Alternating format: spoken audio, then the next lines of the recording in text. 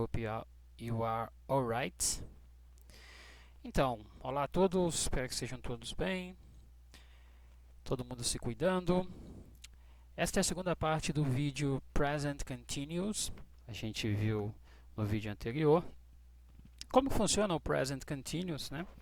Ele é bem simples, é uma estrutura parecida com o que a gente tem em português. Aqui eu deixei um exemplo da Lisa, né? A Lisa está lendo um livro, ela está lendo. She is reading, ela está lendo. O que eu fiz aqui? Eu coloquei a pessoa, né? O pronome, ela. Coloquei aqui o verbo, né? O verb to be. Qual que é o verbo to be para ela? Is. Peguei o verbo ler, coloquei um ing. Se quem estivesse lendo o livro fosse, por exemplo, Bart, eu ia colocar o he no lugar do she, né? Is reading.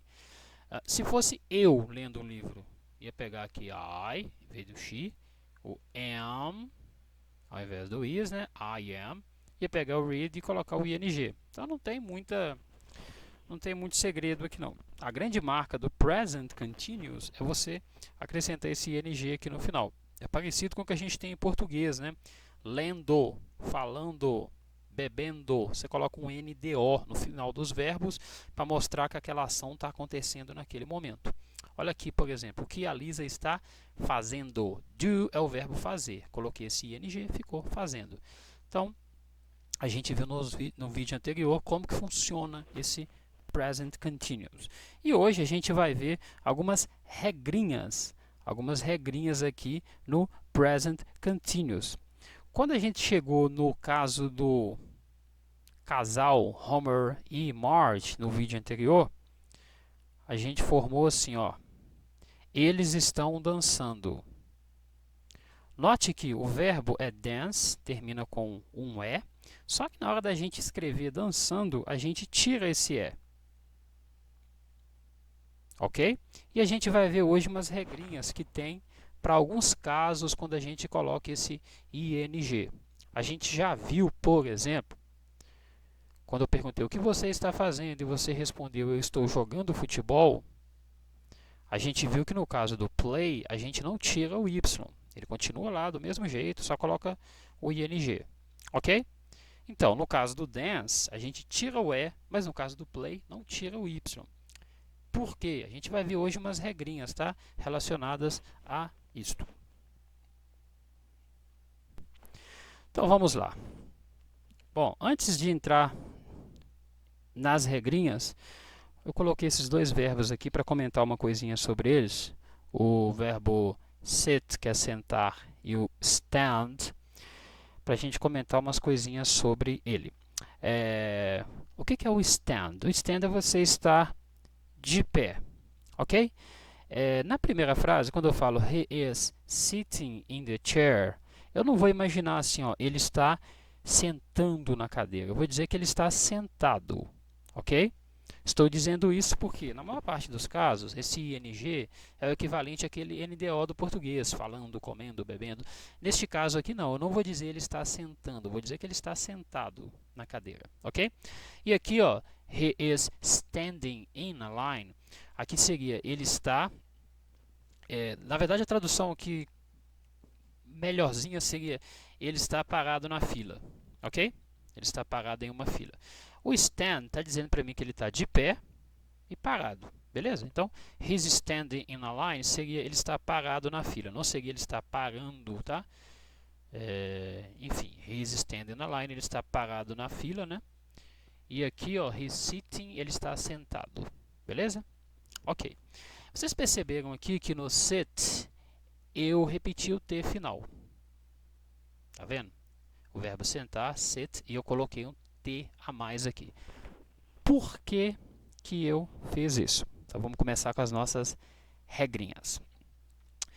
O que acontece? Quando eu tenho um verbo que termina com uma sílaba apenas e tem um CVC, o que é esse CVC? Consoante, vogal e consoante. Vou pegar o apontador aqui, apontador laser aqui. Olha só, swim é o verbo nadar e run, verbo correr. Aqui tem uma sílaba e aqui também. E eles terminam, ó, consoante W, vogal e consoante M. Olha aqui, consoante R, vogal U, consoante N. Quando eu tenho um verbo de uma sílaba e que ele termina assim, com consoante, vogal e consoante, eu vou repetir a última consoante. Então, olha só. She is swimming, ela está nadando, e they are running, eles estão correndo. Eu repeti a última consoante. Por quê? Porque é um verbo de uma sílaba e termina aqui com consoante, vogal, consoante. Tranquilo? Então, essa é a primeira regrinha. Note que o verbo tem que ter consoante, vogal e consoante. Por quê? Olha este verbo, o verbo eat. Tem uma sílaba só. Beleza. Ele termina com consoante, vogal, consoante? Não, ele tem vogal, vogal e consoante. Então, o verbo eat, ele não entra nesse caso. Eu não vou repetir o T aqui, tá? Então, se eu for dizer eu estou comendo pizza, né? Frase que eu usei no vídeo anterior, I am eating pizza, eu não preciso repetir o T aqui. Tranquilo? É só quando for consoante, vogal, consoante e tiver apenas uma sílaba. Muito bem. Mas, tem exceções. Mesmo que o verbo lá tenha uma sílaba, se ele termina com consoante, vogal, consoante, mas termina com W, X ou Y, eu não vou aplicar essa regrinha, tá? Eu falei no vídeo anterior e no de hoje também, né, que quando termina com Y, eu não tiro o Y. Então, olha só, play tem uma sílaba, termina com consoante, vogal, consoante, mas eu não repito um segundo Y. She's playing tennis, tá vendo? Não repeti. Olha aqui o show, termina com uma consoante, H, vogal O, consoante W. Mas eu não repito W. She's showing, showing, she não, né? He's showing us the new game. Ele está nos mostrando, né, o jogo novo. Tá bom? Então, tem exceções para essa regrinha. Vamos lá. Quando tem mais de uma sílaba. Bom, se terminar com Y, ou com W, ou com X, tá? Y, W ou X, não vai importar quantas sílabas tem, se é consoante, vogal ou consoante. Eu não vou repetir, tá? Eu não vou repetir quando tem W, X ou Y. Aqui eu coloquei o enjoy e o study, são dois verbos com duas sílabas, tá? E eu não preciso fazer nada, eu coloco o ing no final. We are enjoying the show, you are studying. Você está curtindo o show, você está estudando. Tranquilo? Então, Y, X e W a gente não repete. E nem tira, tá? Continua aqui o Y do mesmo jeito. Outros casos com mais de uma sílaba e que tenha consoante, vogal, consoante. Aí vai ter os casos em que dobra e os casos que não. Lembrando, só se tiver consoante, vogal, consoante. Temos aqui o verbo visit e o verbo forget. No primeiro, eu não repeti o T, eu não dobrei a consoante final. She is visiting the city. O segundo, eu repeti, eu dobrei o T. He is forgetting to call. Ele está esquecendo de ligar. Por quê que no primeiro eu não repeti e no segundo sim? O lance é o seguinte, se a palavra tem mais de uma sílaba, você vai olhar se o final dela é o tônico, é o mais forte. Olha essa palavra, ó, visit. O mais forte é esse VI aqui, ó. Olha essa, forget. Forget. O mais forte é esse aqui, ó, get. Então, se a palavra tem mais de uma sílaba, termina com consoante, vogal e consoante, se essa sílaba final for forte, for a tônica, você vai repetir a consoante final. Então, aqui eu repeti o T, tá vendo? E coloquei o ING, he is forgetting. Vejamos o caso de listen. Qual que é a sílaba tônica mais forte? É a última? Não, não é. Se fosse, a gente ia repetir esse N aqui, né? Porque termina com consoante, vogal e consoante. Mas não, a sílaba tônica forte é a primeira. Então, we are listening to music, ok? Aqui ficou errado, né? Era ING, ficou um IGN. Então, vamos fazer uma mágica aqui. Prontinho, mágica feita. É ING no final. We are listening to music. Beleza, gente? Então, se tiver mais de uma sílaba e terminar com consoante, vogal ou consoante, e você tiver na dúvida, será que eu repito a última consoante ou não? Basta você ver se o final da palavra é o mais forte. Para isso, obviamente, você vai ter que saber minimamente pronunciar a palavra. Ok? Você vai ter que saber como pronunciar. Se você tiver dificuldade, você pode colocar, por exemplo, no dicionário eletrônico, num tradutor, para você ouvir e ver o som da palavra. Ok?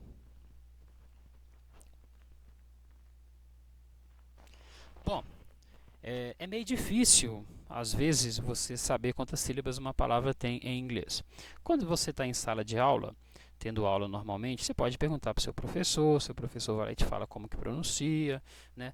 Professor, isso aqui tem quantas sílabas, hein? Que eu estou na dúvida e tal. Enfim, e aí seu professor te explicando, você aprendendo a falar a palavra, você acaba tendo uma noção aí dessa questão das sílabas.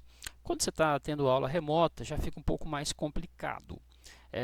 Tem um site, esse site aqui, ó, How Many Syllables. Quantas, né? Syllables, quantas sílabas. Basta você entrar nesse site, howmanysyllables.com, né? .com. Vai ter uma partezinha assim, ó, escrito logo no início dele, vai ter esse nome, How Many Syllables, e vai ter esse espaço aqui de pesquisa, aqui no Search, pesquisar. Você vai digitar, você vai clicar lá e digitar a palavra que você procura. Imagine que você tenha procurado stop. Você foi lá e escreveu lá, stop. E aí você vem aqui, clica, e ele vai abrir lá algumas informações sobre a palavra. No caso aqui a informação foi de sílabas, tá? Mas ele tem informação, por exemplo, de sinônimo, qual que é o sinônimo de stop, e até de rima. Bom, o que a gente quer saber aqui? Sílaba é a primeira pergunta. How many syllables in stop? Quantas sílabas tem em stop? Ele respondeu uma sílaba, ok? Se você quiser, inclusive, ouvir a palavra, basta você clicar aqui, ó, que você vai ouvir. Ok? Então, neste site você consegue estas informações. Vamos ver aqui uma outra palavra. Se você pesquisar neste site, a palavra que eu usei agora há pouco, a palavra forget. Bom, você está na dúvida, quantas sílabas tem? Beleza, você pesquisou, ele te respondeu que tem 2 sílabas. Mas, no caso do forget, ele termina com consoante, vogal e consoante, né? E aí, a dúvida seria, cara, eu preciso ou não repetir essa consoante final? No caso aqui você já sabe, porque a gente viu no exemplo. Só que se for um caso em que você não tenha visto um exemplo ainda, você vai procurar aqui, ó, stressed syllable. O stressed syllable significa a sílaba mais forte, tá? Stressed syllable in forget. Ele vai te mostrar qual que é, tá vendo? Que é o get, beleza? Então o final dele é forte, é tônico, por isso que a gente repetiu, ok?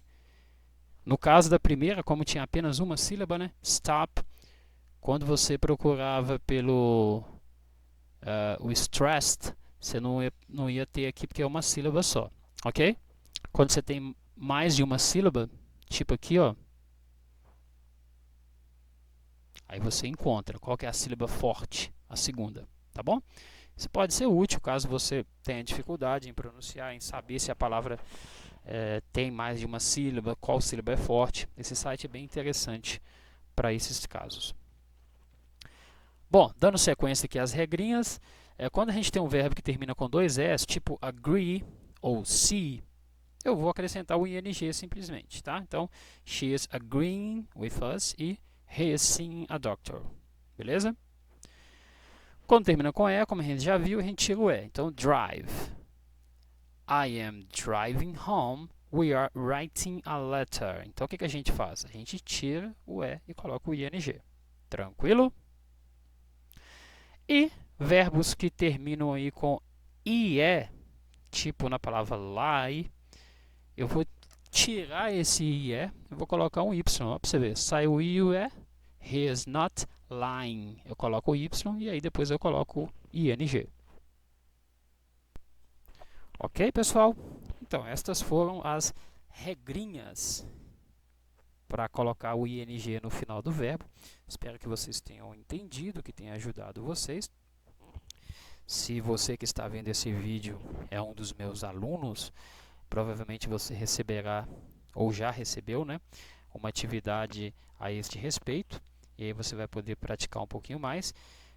Se você não é meu aluno, mas viu o vídeo e se interessou e acompanhou a aula, você pode procurar no Google, existem vários exercícios a esse respeito. Você digita lá exercise ou exercício, né, e coloca present continuous, vai aparecer várias opções.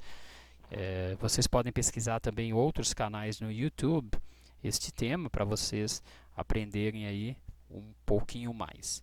E você que é meu aluno também pode fazer isso. Você pode procurar no Google atividades extras, você pode procurar vídeo aula de outros professores que também tratam este tema.